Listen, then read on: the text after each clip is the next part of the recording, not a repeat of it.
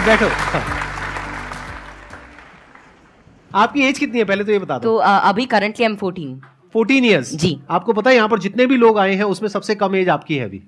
लेकिन सर मतलब जितने भी लोगों से अब तक मैं मिला हूँ आपकी एज के, मतलब 40-50 साल के, 30 ईयर्स के, आपके जितने भी शोज देखे हैं उनमें मेरे को तो सबसे कम उम्र के आप लगे हो। अरे ये बताइए मेरे को कि आपकी ये शुरुआत कैसे हुई। जब मैं 5 साल का था तो मुझे लिखना पढ़ना कुछ नहीं आता था। फिर ऐसे ही था कि मैंने 10-15 दिन में ही मतलब लिखना पढ़ना, like all the alphabets and everything I learn them. तो उसके बाद गर्मियों की छुट्टियों की बात है तो मेरे पापा जी एक स्कूल रन करते हैं छोटा सा गांव में, तो वहाँ पर मैं पढ़ता था। कहाँ के रहने वाले हो आप? मैं करनाल। अच्छा जी। तो वहाँ पर एक जैसे हॉलिडे होमवर्क देते सबको एक जनरल कि आपको जो वर्ल्ड मैप होता है, एटलस होता है, अगर जिन जिन को अच्छा लगता है आप वो करके आना, आप मतलब उसे समझ के आना। तो फिर ये मेरे दादाजी ने कहा, फिर पापा जी ने कहा कि तो मैं भी कर सकता हूँ। तो पहले ही दिन मैंने देखा तो I got into it and I learned it. मैं उसमें सवाल पूछता गया और जितने भी मेरे कुछ भी मन में रहता तो वो सब आता गया and within 20 days something I got use to it और मुझे बहुत ही अच्छा लगने लगा।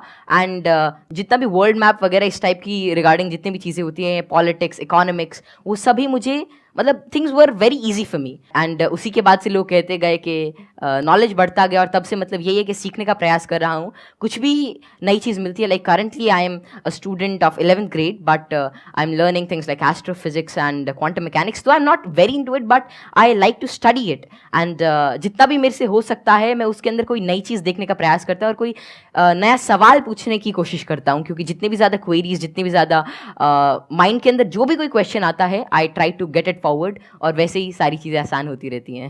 चाह रहा था कि जो इलेक्ट्रॉन प्रोटॉन है इनका मतलब सबसे पहले किसने बताया था इनके बारे में? तो इलेक्ट्रॉन की जो डिस्कवरी थी तो यार 9th क्लास की एनसीईआरटी में मिल जाता है।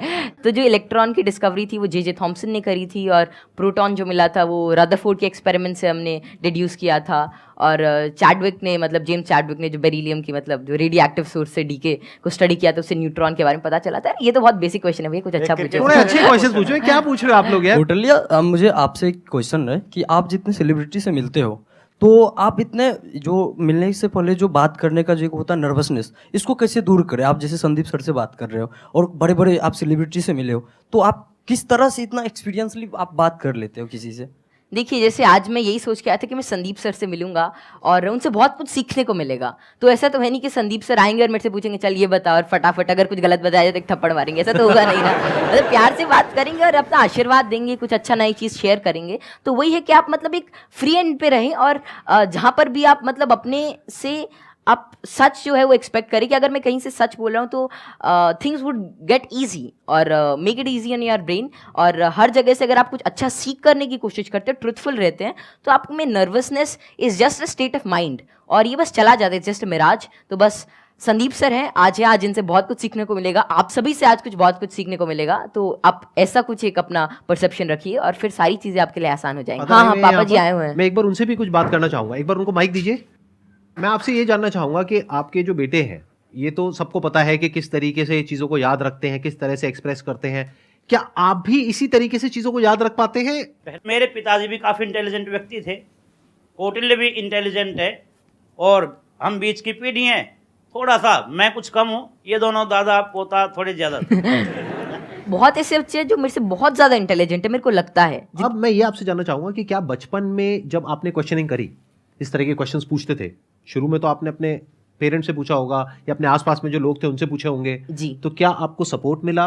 क्या उन्होंने आपको एनकरेज किया या उन्होंने भी आपको यही कहा कि क्या फालतू के क्वेश्चंस पूछ रहा है? नहीं, जैसे I think I was fortunate enough कि जितने भी मैं सवाल पूछता कोई ना कोई मेरा जवाब दे ही देता था। और बात शुरू ऐसी होती थी कि मानो कोई घर पे कोई बात चल रही है किसी भी चीज़ को लेकर, मानो दे टॉकिंग अबाउट के एक इकोनॉमिक क्राइसिस है देश में, तो मैं उसके अंदर मैं सुनता रहता था। या कोई भी ऐसी चीज़ हो रही है, कोई स्पेस मिशन जा रहे हैं, मैं सुनता रहता था, मैं चीज़ों को ऑब्जर्व करता था। और वैसे ही मेरे जो भी सवाल आते I was fortunate enough to get their answers. और मानो अगर मेरे को उसका जवाब नहीं भी मिलता तो मैं पूरे दिन उनसे पूछता रहता।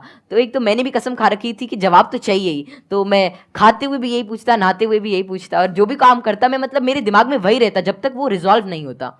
तो ज़्यादा मेरे को दिक्कत नहीं आई और मेरे को जल्दी ही जवाब मिल गया। और अगर कोई भी ऐसा रहता तो मतलब मैं भी ठीक था और मेरे family and everything they supported me really well.